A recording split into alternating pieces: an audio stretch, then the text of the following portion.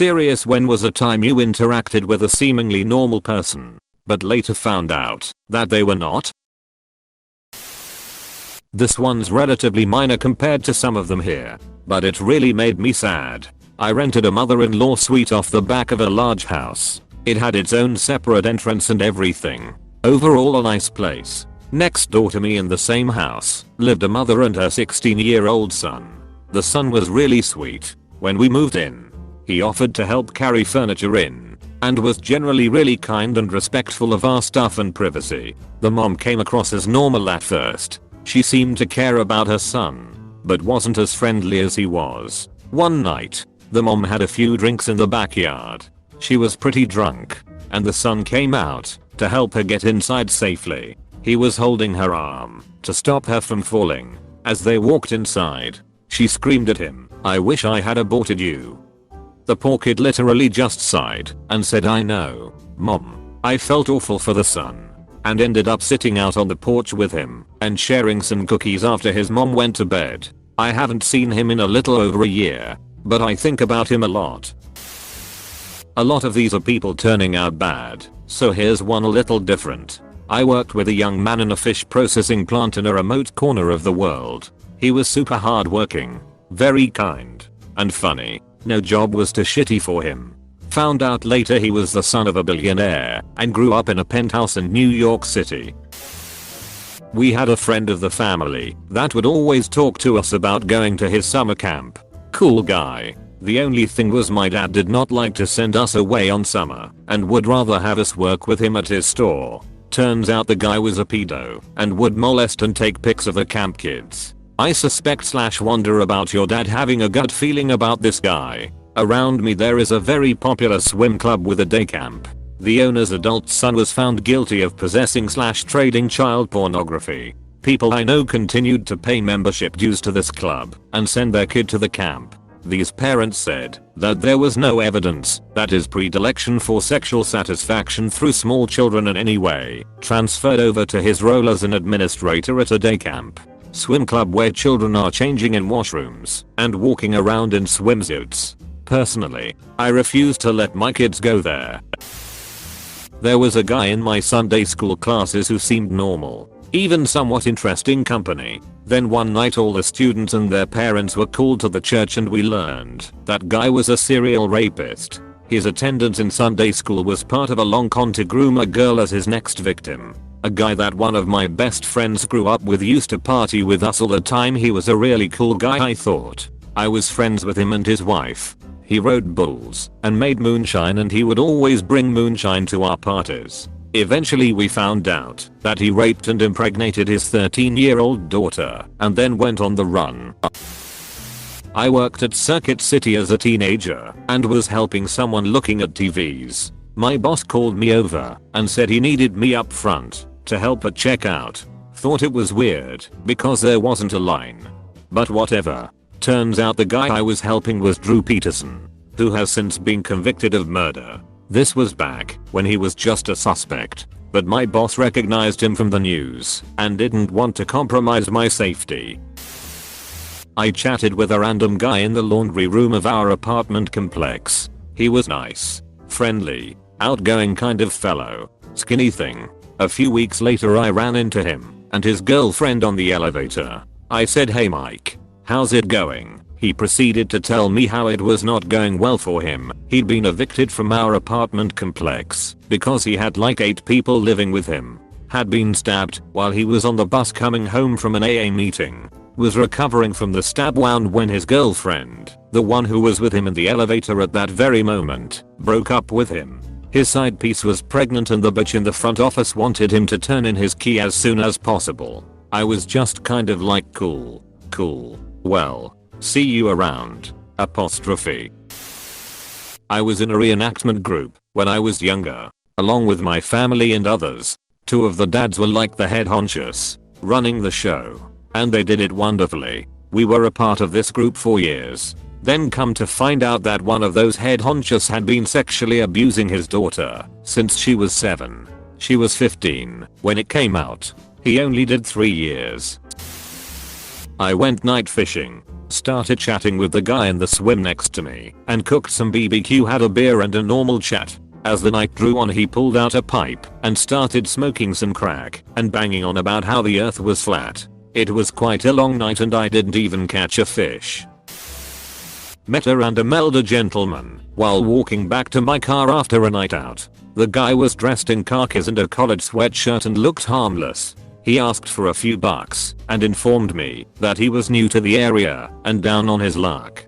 Turned out that the Illinois Department of Corrections had given him a one-way bus ticket to Atlanta. He had just finished a plus 20-year sentence for murdering his ex-wife and her lover. He was trying to reconnect with his daughter who he hadn't seen since she was a little kid. I worked with a guy that was later found guilty of murder by intentionally leaving his toddler in a hot car. My ex-wife and I even had dinner with him and his wife. Everything seemed completely normal. I also missed the intentional bit in first read of this comment. As far as people who do this unintentionally, my heart goes out to them honestly. I remember hearing about one story about a woman who did this. She had a change in routine or something and had her daughter with her in a circumstance where it wasn't her normal routine, i.e., had brought her daughter with her to work or something. Daughter was asleep in the backseat. She was in autopilot mode and just completely forgot she had her daughter with her. She could have been a great, supportive parent for all I know, but a lapse of absent-mindedness during a regular routine and now she's responsible for her child's death. There's something about trivial mistakes with dire consequences that is particularly tragic. This is really sad. I'm fairly absent-minded, so when my daughter was born I was pretty worried about doing something like this. When it came time to start dropping her off at daycare I always put my laptop bag in the back beside her car seat so that I had to go back there before I went into work. As an added layer of protection, I forced myself to get in the habit of walking to her side of the car, looking in the window, and saying no babies once I confirmed she wasn't there, even if I was certain I had dropped her off. It probably sounds crazy, but better safe than sorry. It eventually became a compulsion, but I didn't care. Her safety was worth it. She's 7 now, and I still can't walk away from my car without checking the backseat. So I probably messed my brain up. Better than the alternative, though. There was an older guy who lived at the end of my street who seemed nice enough, polite, friendly, chatty. Nothing like the guy who lived 2 floors down from me who was a noisy alcoholic crackhead. It was only after the crackhead was put in jail that I found out the two were related. So I kinda felt bad for the old guy that his son turned out to be a bit of an ass. A while later I hear that his son was almost killed in prison because of rumors he had been touching kids. Again, sympathy for the old guy. His son is apparently a complete cunt. Another couple of months go by. Heard the crackhead son was moved to a different prison for his own safety. Obviously it didn't help because he was killed in prison. Old guy looks lost every time I see him in the street for the next couple of weeks. But then he seemed to just disappear. Obviously, I thought he had either passed away or taken his own life. I asked another neighbor I knew well, who had been involved in some illegal dealings in the past, if he had heard anything. Old guy has indeed died of a heart attack. In police custody. No, really. Natural causes. The police had looked into those rumors about the crackhead son touching kids, and it wasn't him at all. It was his bloody father. Don't feel too much sympathy for the crackhead though. He did keep a woman drugged against her will for 3 days. I went to a family gathering with my wife at the time that included a brother of hers that was rarely around. He was something of the black sheep of the family. It was my first time meeting him. He was nice. We played some volleyball in the pool, chatted, had a few beers. It was a great day. Found out the following week that he was wanted by the police at the time of the party for abducting and murdering his ex-girlfriend. He is currently in prison for the rest of his life. That was surreal as shit to discover. He was a wanted fugitive at the time. What was this family like otherwise? Was a representative for my troop at an inter-troop scouting event, which means it was just me and one other kid mixed into groups of other kids from other Boy Scout troops that we'd work with for the duration of the weekend camping trip. When the groups were split up, I ended up in a different group from the other scout from troop, so it was time to become acquainted with the kids who'd have to be my friends for the weekend. There was one scout who looked like a decent kid. I start to talk to him, and he lived only a town over from me and was only a year older and the same rank as I was. I go through the weekend joking with this kid and even sleeping in the same tent as him, and he was very nice and extremely funny. Then the second night things went weird. He revealed to us that he was accused of third-degree theft and that his trial was pending. He also informed us that he'd been a suspected school shooter and was soon being expelled for that. And lastly, that he had killed multiple animals for fun on prior scouting outings. And he described how he paralyzed and then drowned a turtle just a month prior to this current trip. From that point forward he acted like a real dick. He asked for sexual favors from new female scouts and would flash people often.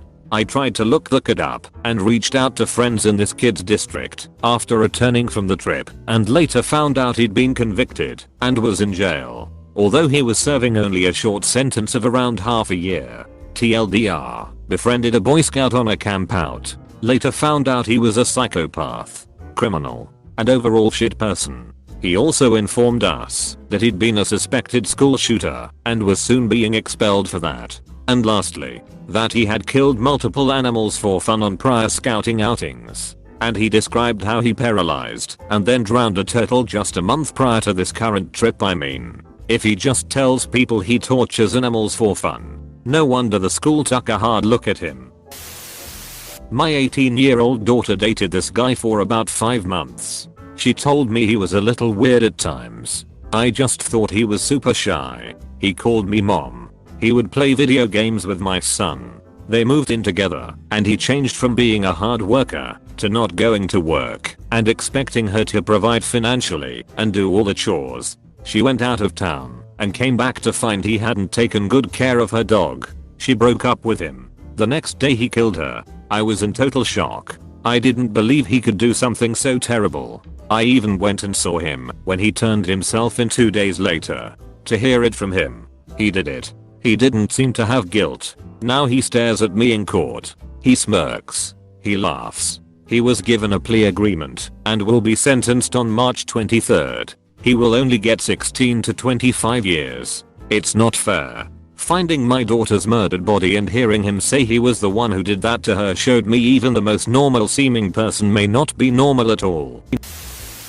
I was going to pay for petrol, and an older woman was going to reach the counter at the same time as me. I gestured for her to go first and smiled. She smiled back and paid for her things. As soon as she was done she turned around and started to scream about me being foreign and taking good jobs. She continues to call me a beast and all sorts of bizarre insults. I realize this woman is obviously troubled and just smile and pay for my things. She keeps going till I'm out of earshot and dear god I should have just paid first. Back in like 2005/6, in my early days of music I was on tour in the US. I was about 18 over 19, and at that time I was in a band that didn't make any money, so naturally we slept on floors and such after shows. We played a Midwestern city that we did really well in.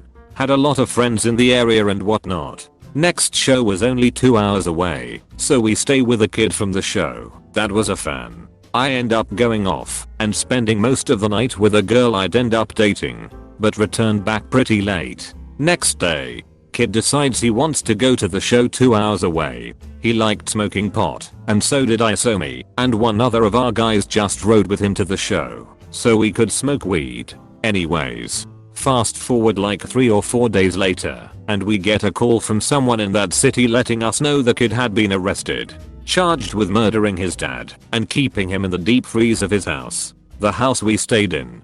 The body was in there while we were there. It was crazy because he seemed like a normal dude. Nothing off about him. Apparently his father was very abusive, and there's a lot of nuances in the story. But either way, he still killed his dad with an axe.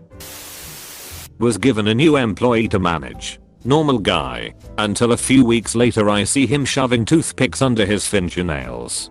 Deeper and deeper. 5 at a time. I asked him what was up with that, and he just said it makes me feel better, relaxed. Got to know him more and more.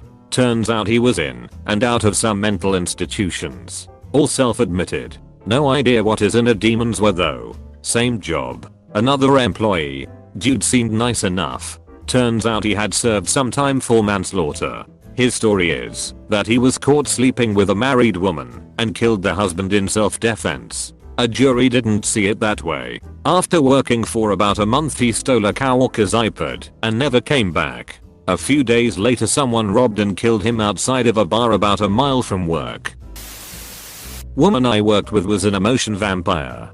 Kept asking me about the baby I lost just to see me cry about it. Finally got to a point where I could give her non-answers while showing no emotion and surprise. Guess what's no longer interesting to talk about? She also kept asking me about my brother I never talked to, no matter how many times I told her she'd seen him more recently than me. She was in her 80s and still working at the time, but she stopped working around the time I had my almost 3-year, so she's probably dead now. Somehow this unsettles as much as the ultra-violence in the thread. A person like this could get away with inflicting a lot of pain on people. I think I've met her kind too. My grandmother was like this. She delighted in causing emotional pain in others. When she died, I felt like a terrible person because I was glad. I still genuinely think the world is a better place now that she's gone. I feel you. My grandma would say ridiculous things just to stir crap up. Like the time she told me that my mother had called her to wonder about whether my kid was actually mine.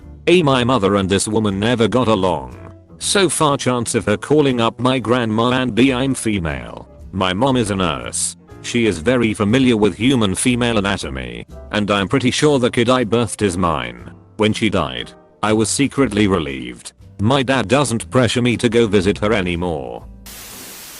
I once hired a guy who seemed completely normal. He was friendly enough in his interview and his resume was perfect for the position. Shortly after he started, I started getting reports of odd behavior. He turned out to be a pathological liar of the highest order. Like, not even remotely believable shit would come out of this guy's mouth. He claimed he used to be an international arms dealer and Gaddafi had once bought him lunch. He claimed to have overdosed on heroin and was then rolled up in a carpet by manuscript 13 gang members and left for dead in a river. Shit like that. He was an early 20s obvious gamer who still lived with his parents. It was an entry-level position and didn't have a driver's license. So there was no way any of this could possibly have been true. That was weird enough. But he also made super uncomfortable comments all the time and was just generally unsettling. He would talk about his gun collection a lot, although I doubt he actually had one, and would get super offended and glower and mope if anyone was skeptical about his stories. None of this was really actionable from our standpoint, because he'd managed to make it through his 90-day probation period without weirding anyone out too badly, so he couldn't be dismissed without cause. I was finally able to get rid of him when he started fixating on a black coworker and making wildly racist comments to her. That was one of the only times I ever had to fire somebody on the spot and have security walk them out. No write-ups, no counseling, just immediate termination. And it was satisfying. I didn't realize how tense the whole office had become until everyone finally relaxed when he was gone.